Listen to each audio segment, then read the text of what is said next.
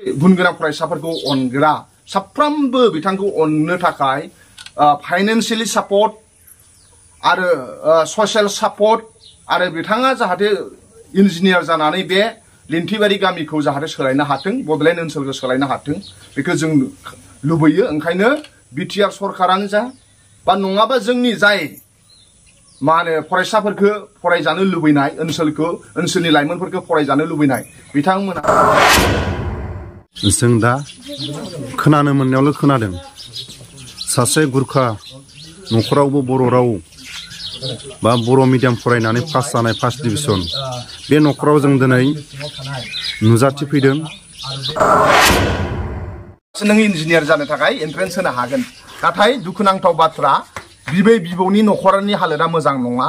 बिफाया खैला जावग्रा मेघालयआव दा रसनाया इन्जिनियार जानो लुबैयोब्लाबो मा होनो न'खरनि हालोदनि थाखाय बिथाङा आर्ट्सआव फरायनो सानबाय होननानै बुंदों।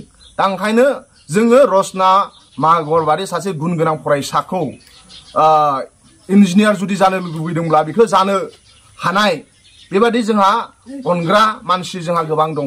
दा ओंखायनो बिटिआर ओनसोलनि जोंनि गेदेमा बिथांमोनहा रसना मागरखौ सासे गुरखा न'खरनिफ्राय बिथाङा बर' बिजों फरायदों।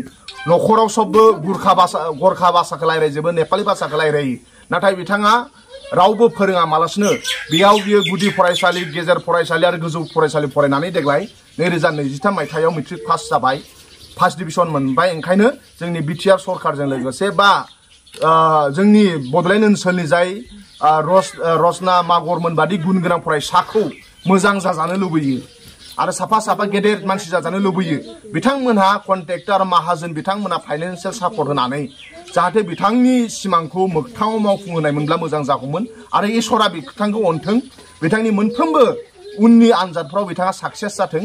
दा ओंखायनो जों दिनै रसनानि न'खराव फैनानै जोबोद गोजोननाय मोनदों नाथाय खोनानानै दुखु मोनदों बेल' बिथाङा गावनि जे इन्जिनियार जानो गोसो फाइनेन्शियेल कन्डिशननि थाखाय बिफाया खैला खनियाव खामानि मावो सापर्ट होनो हानाय नङा होनदोंनो। दा बिथाङा आर्ट्सआव फरायनो होननानै बिथाङा थांखि लाबाय थादों बेखौ जों दुखु नांदों। ओंखायनो जोंनि बडलेण्ड ओनसोलनि गेदेमा बिथांमोनहा जाहाथे अनो रसना मागरखौ आरो थुलुंगा होबावो गुबुन हारिया बर' बिजों फरायनो थाखाय जाहाथे लुबैयो बेबादि जाहाथे थुलुंगा जाहाथे मोनथों एग्जाम्पोल जानानै थाथों रसना मागरा उन समावबो बर' राव आरो बर' बिजोंखौ अनसायथों बेखौनो जों मिजिंथिनाय थाबाय। रसना मागरनिसिम उननि बिथांनि मोनफ्रोमबो जिउआव मोनफ्रोमबो आनजादाव जाहाथे साक्सेस जायो बेखौ आफा अबंलावरिनाव आर'ज खालामनानै होबाय। गोजोन्थों।